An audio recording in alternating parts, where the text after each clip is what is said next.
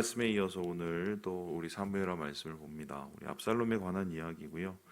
한번 말씀을 되짚어 볼까요? 압살롬이라는 사람이 있었고, 그 사람은 이제 다윗의 셋째 아들이었습니다. 당시에 다윗의 대를 이어서 왕이 될 사람은 첫째인 암논이라는 사람이었는데, 이 압살롬의 누이를 범하게 되지요, 불법적으로. 그리고 이에 대해서 압살롬은 큰 적의를 품고 만 2년을 기다려서 이 암논을 죽입니다.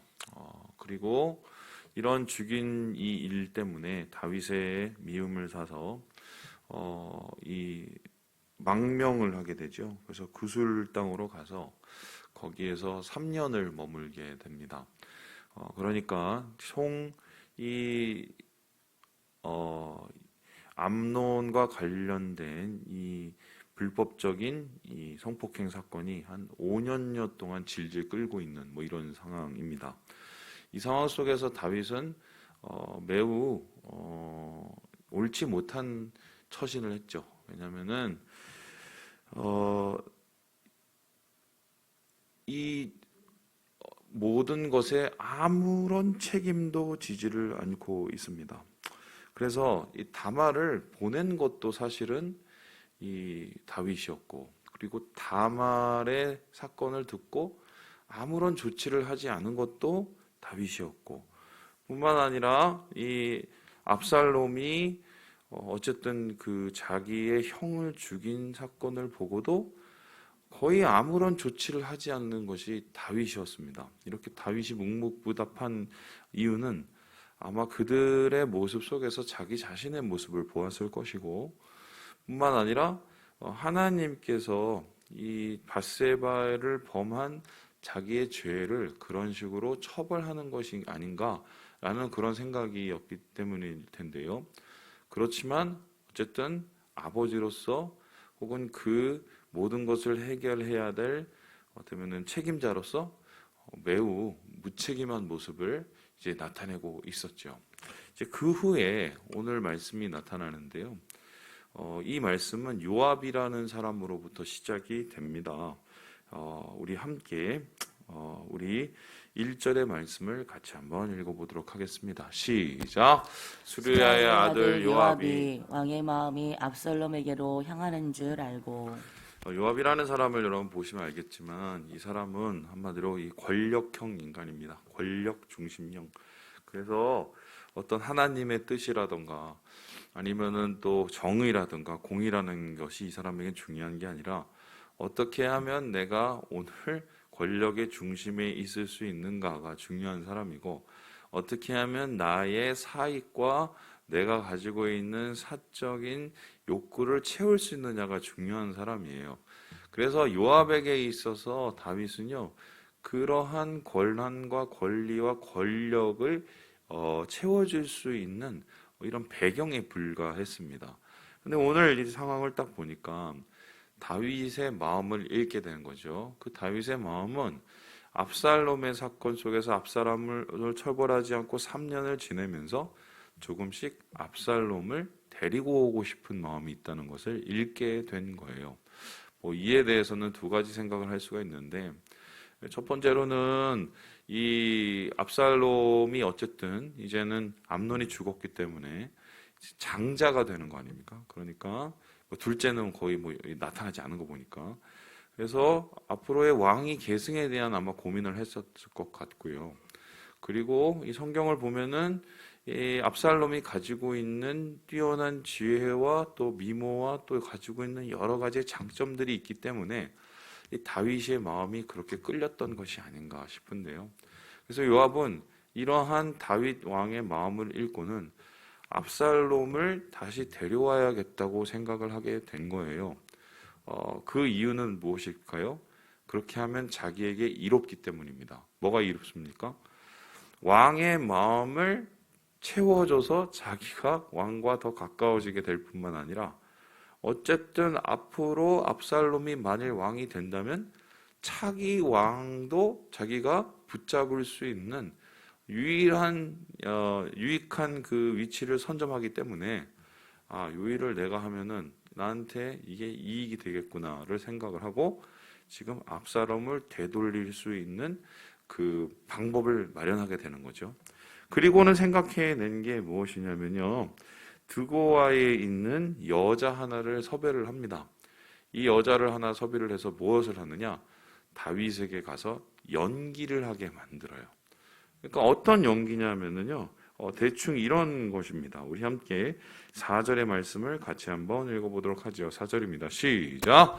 드고아 여인이 왕께 아랠 때에 얼굴을 땅에 대고 엎드려 이르되 왕이여 도우소서 하니 굉장히 불쌍하게 보입니다.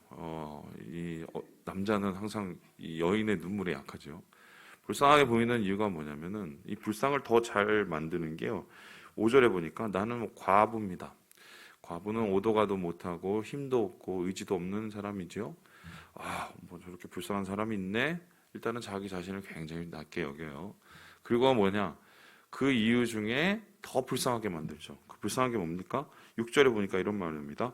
아들이 나한테 둘이 있는데 둘이 사이가 안 좋아갖고 싸우다가 한 놈이 한 놈을 죽였습니다. 라고 했습니다. 과부도 힘든데 애들은 싸워서 한 놈이 죽였어요. 그리고 나면 이게 뭐예요? 이게 뭐 불화, 가정의 불화 때문에 이 여인이 더 불행해질 수밖에 없죠. 그런데 여기서 더 불행이 가져오게 되는데요. 7절에 보면 이런 말씀을 합니다. 온 족속이 일어나서 나를 핍박하여 말하기를. 그러니까 아들이 지금 한 명이 죽고 다투고 나는 과부인 것도 힘들어 죽겠는데 주변 사람들이 와갖고 나를 더 괴롭힌다고 얘기를 합니다. 왜 괴롭힙니까? 아니 어떻게 그 형제를 죽여 그놈을 내놔 우리가 아주 가만히 안 놔두겠어. 그놈에게 우리가 대신 복수를 해주겠어. 이렇게 한다는 거예요. 그렇게 되면은 그 다른 사람들은 복수를 하면서 정의를 시행할 수 있지는 모르겠지만 이 과부는 어떻게 됩니까?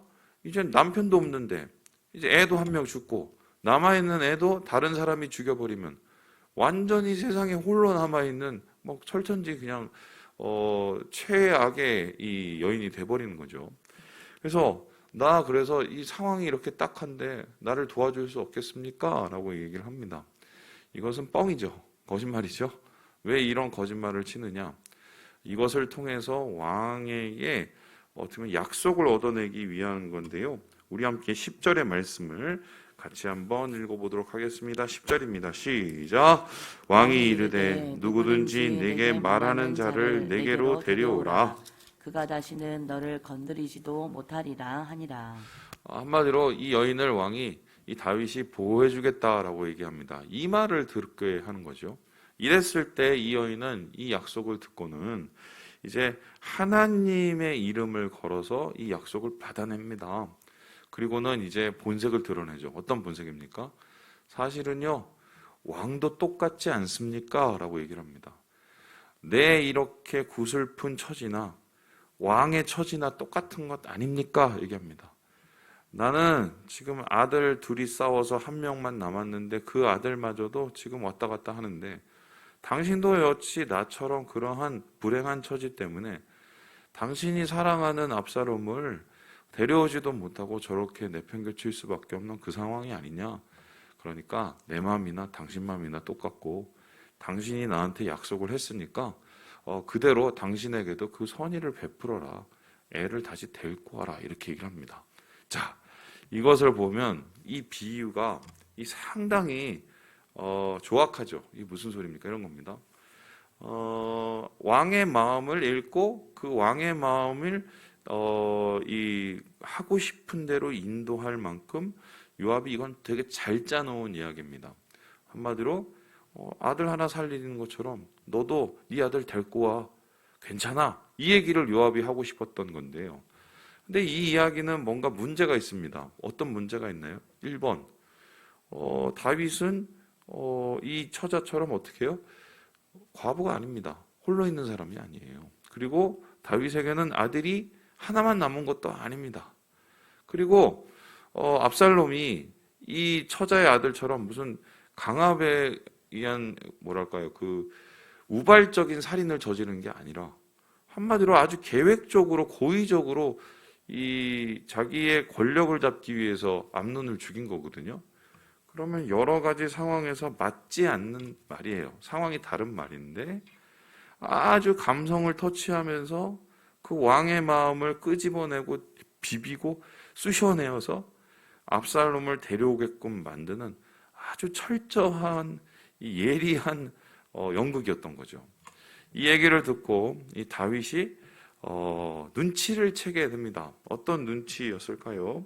우리 함께 20절의 말씀을 같이 한번 읽어보도록 하지요. 20절입니다. 시작.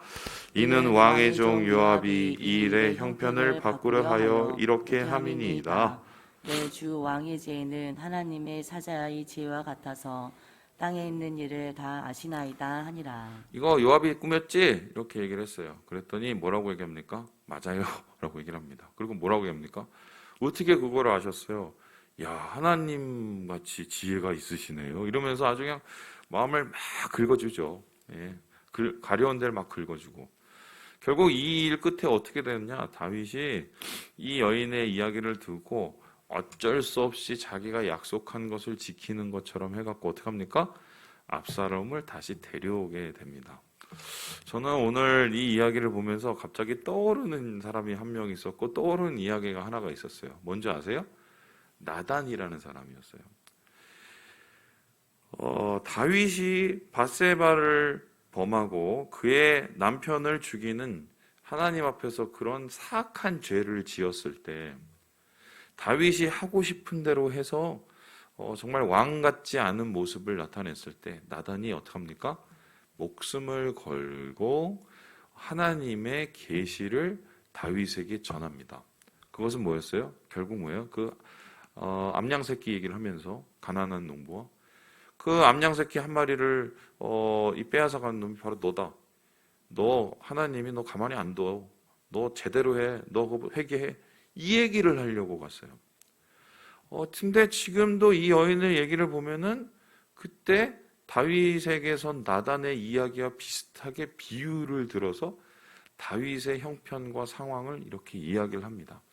같은 비유이지만 전혀 다릅니다. 이유가 뭘까요? 나단은 다윗의 마음을 살핀 게 아니라 하나님의 마음을 살펴서 다윗의 마음을 돌이켰어요. 그렇죠? 죄에서 돌이켰습니다. 회개하게 만들고 하나님 앞에 다시 나오게 만들었어요.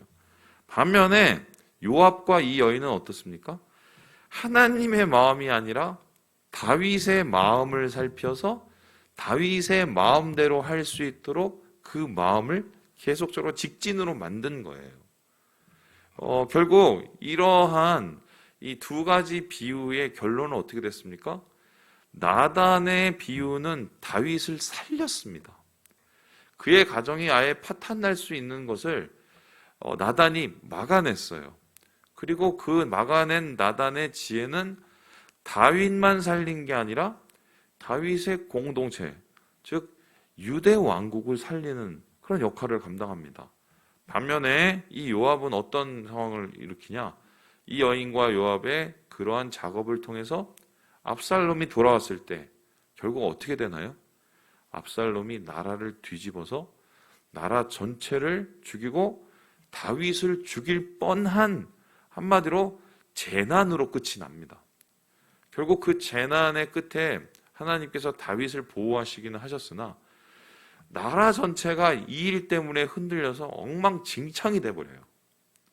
여러분, 오늘 이 두 가지의 비유를 우리가 생각하면서 무엇을 깨닫게 되나요? 들어야 될 말이 있고 듣지 말아야 될 말이 있습니다. 듣고 따라야 될 말이 있고 듣고 따르지 말아야 될 말이 있습니다. 그렇다면 그 차이와 그러한 이 구별을 우리가 어떻게 할 것이냐? 중요한 거죠. 이게 내 마음인지 하나님 마음인지를, 이게 내가 원하는 것인지 하나님이 원하는 것인지를. 인생을 살다가 이런저런 일을 경험하고 선택을 할 때 내 마음이 하나님의 되고 하나님의 선택이 나의 선택이 되면 제일 좋겠으나 안 그럴 때가 너무 많이 있죠. 그럴 때 자기의 뜻대로 자기 마음대로 하는 사람은 하나님을 떠난 사람이 될 수 있고, 반면에 자기의 뜻을 버리고 하나님의 뜻을 쫓는 사람은 하나님 마음에 합한 자가 될 수 있습니다. 하나님이 주시는 축복의 길로 걸을 수 있는 자가 될 수 있습니다. 그런데 오늘 다윗은 결국 어떻게 해요? 자기의 뜻을 선택해서 재난을 초래하는 이러한 나쁜 선택을 하게 됩니다. 그는 하나님의 마음에 합한 자였으나 결국 이러한 듣지 말아야 될 이야기를 들어 자기의 마음의 욕구를 채울 때 결국 그것을 통해서 다시 시험을 당하게 되지요.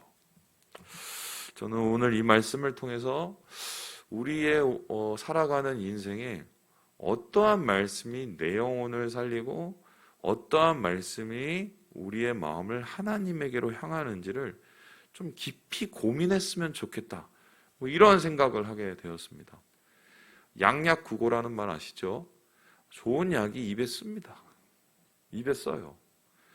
좋은 약이 달고 맛있으면 얼마나 좋습니까? 근데 제가 많이는 안 살아봤지만 하여튼 이때까지 한 50 살아보면 그런 경우는 거의 없더라고요. 항상 좋은 일을 위해서는 내가 내려놓고 희생해야 될 것들이 있어요.